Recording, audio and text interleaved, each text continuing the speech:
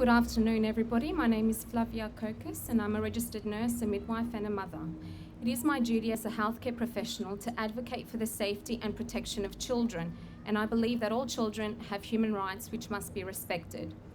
As a mother who has lost her baby due to illness, I can relate to the Pro-Bodnariu parents and the sense of loss they are encountering. Therefore, I stand before you today in support of the Pro-Bodnariu family. As we are now aware, Ruth and Marius Pro-Bodnariu's 5 children were taken by the Norwegian authorities due to false allegations in November last year.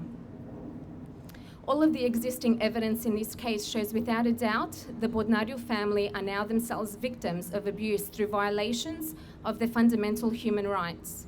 This act of separating the children from their family as a first stage intervention is an unjustified and cynical act that defies reason and logic and is not acceptable in a civilized society in a world guided by laws and regulations.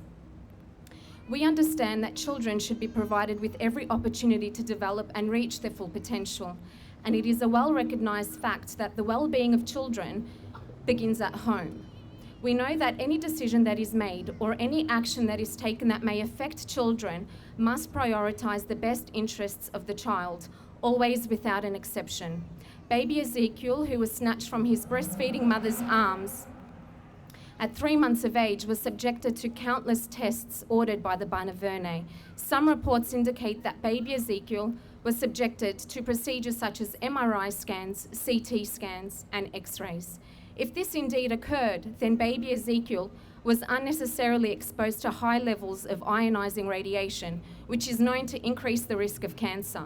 In my profession, we are required to obtain a medical report which clearly outlines the risk to benefit ratio, and we are required to disclose the probability of the detrimental and fatal effects certain procedures may have.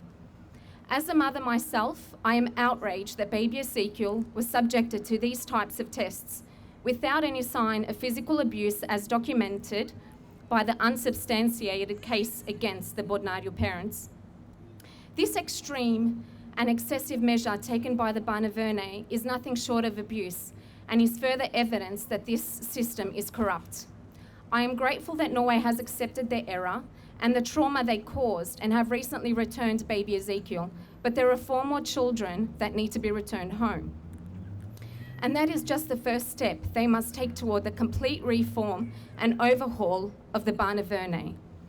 I stand before you today as a mother who has lost a baby of her own. The death of a child is an extraordinary event that brings with it an overwhelming sense of pain and lingering grief. The challenges associated with having to rebuild my life without my baby has altered my life.